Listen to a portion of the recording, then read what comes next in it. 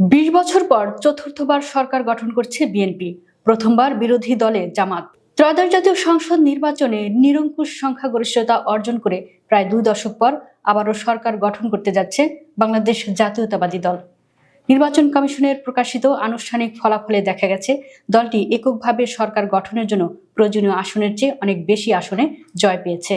ফলে দীর্ঘ রাজনৈতিক অস্থিরতা ও আন্দোলন সংগ্রামের পর নতুন সরকার গঠনের পথ এখন প্রায় নিশ্চিত। নিরঙ্কুশ জয় বিএনপির। নির্বাচন কমিশনের ঘোষিত ফল অনুযায়ী 297টি আসনের ফলাফল প্রকাশ হয়েছে। এর মধ্যে বিএনপি এককভাবে 209টি আসনে জয়লাভ করেছে এবং তাদের মিত্ররা পেয়েছে আরও 3টি আসন। ফলে বিএনপি নেতৃত্বাধীন জোটের মোট আসন দাঁড়িয়েছে 212। সরকার গঠনের জন্য যেখানে 300 সংসদীয় আসনের মধ্যে কমপক্ষে 151টি আসনে জয় প্রয়োজন, সেখানে বিএনপি এককভাবেই সেই সাংবিধানিক শর্ত পূরণ করেছে। অন্যদিকে বাংলাদেশ জামাত ইসলামী 68টি আসনে জয় পেয়েছে। এছাড়া জাতীয় নাগরিক পার্টি পেয়েছে 6টি আসন এবং তাদের মিত্ররা আরও 3টি আসন অর্জন করেছে।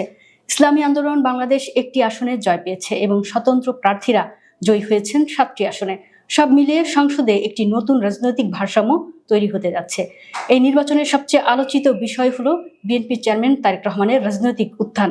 তিনি ঢাকা 17 ও বগুড়া 6 এই 2 আসনে বিপুল ভোটে বিজয়ী হয়েছেন। এবারই প্রথমবারের মতো জাতীয় সংসদ নির্বাচনে সরাসরি অংশ নিয়ে জয় পেলেন তিনি।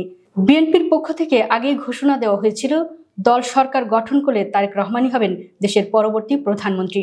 দীর্ঘ 17 বছরের নির্বাসিত জীবনের অবসান ঘটিয়ে গত বছরের শেষ দিকে দেশে ফিরেন তারেক রহমান।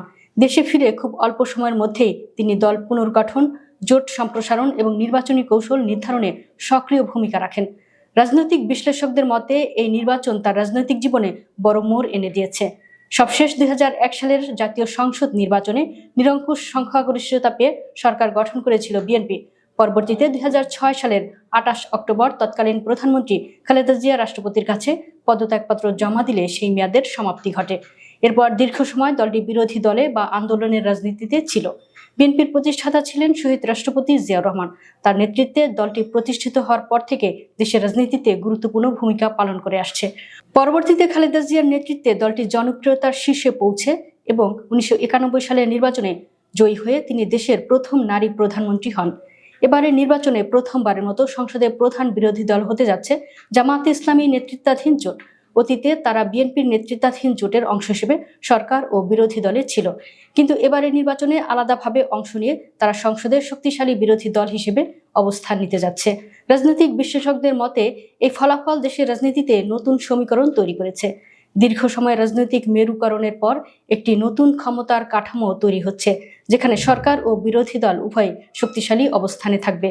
চূড়ান্ত ফলাফল গেজেট আকারে প্রকাশের পর নতুন সরকার গঠনের আনুষ্ঠানিক প্রক্রিয়া শুরু হবে।